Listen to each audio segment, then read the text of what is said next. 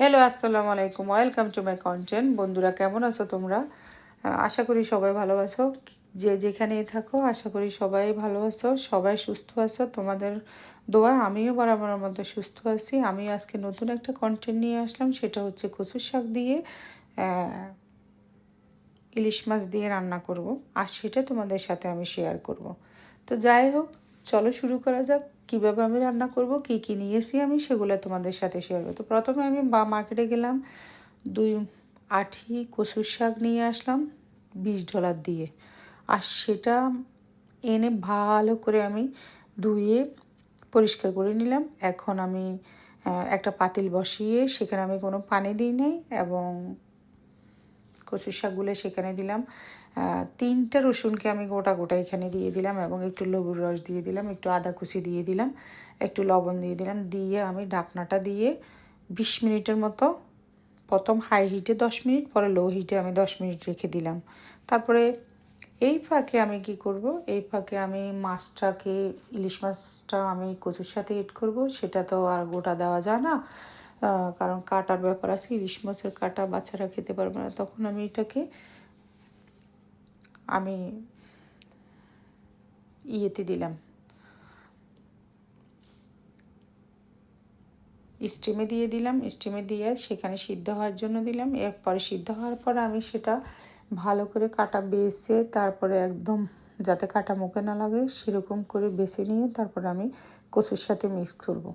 আর এইদিকে আমি ওটা রেডি করতে করতে আমি এদিকে আসি কচুর শাক ঢাকনা উল্টিয়ে দিকে। ও মাই গড, এগুলো তো একদম সফট হয়ে গেছে, মানে সফট হয়ে গেছে। এখন আমি করতে পারতেছি না, যে যখন আমি ঢাকনা উঠাই মানে নাড়া দিছি তখন সেগুলো একদম নরম ভতা হয়ে গেছে। তো এখন কী করব, আমি ভাবছি এগুলা বাজার থেকে কিনছি অনেক দিনের, হয়তো বা এগুলো দানা দানা থেকে যাবে বা শক্ত ডাটা সিদ্ধ হবে না, কিন্তু এর উল্টাটাই হলো। যাক, ভালোই হলো, দেখে খুশি লাগলো। পরবর্তী আমি কি করলাম, এখানে মাছের কাঁটাগুলো ভালো করে বেছে নিয়ে আমি পেঁয়াজ, রসুন, তারপরে আমি এগুলোকে ভালো করে লাল লাল করে ভেজে নিয়ে মাছের ওই যে কাটা বাছাগুলো আমি এখানে দিয়ে দিলাম। এবার আমি এগুলাকে ভালো করে আবার একটু ভাজি করব, যাতে যে একটা হলুদ মরিচের একটা গন্ধটা ওটা যাতে চলে যায়, যাতে কচুর শাকে না থাকে। আর যদি কাটাও থাকে সেটা যাতে ভেজে একটু সফট হয়ে যায়, সে কারণে আমি ভাজতে আসি। প্রায় 2-3 মিনিট পর্যন্ত আমি এটাকে নেড়ে নেড়ে ভাজবো, যাতে কাটাকুটা থাকলে সেগুলো ভেজে সফট হয়ে যায়।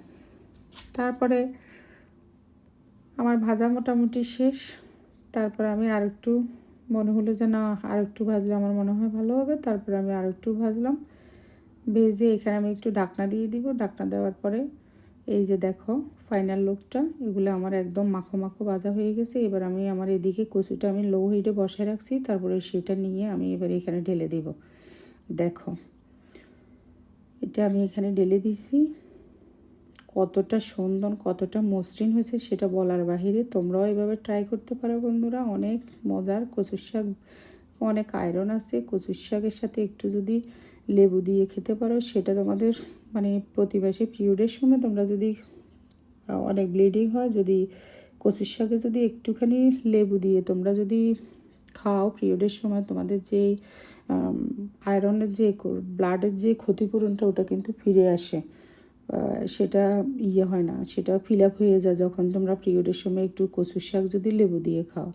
তো যাই হোক, আমার রান্নাটা কমপ্লিট হয়ে গেছে। কে কোথায় থেকে দেখছো বন্ধুরা অবশ্যই কমেন্ট করবা, এবং একটু লাইক কমেন্ট করবা, শেয়ার করবা, সাপোর্ট করবা, তাহলে ভিডিও বানাতে আগ্রহ হয়। বাই বাই, ভালো থেকো, আল্লাহ হাফেজ।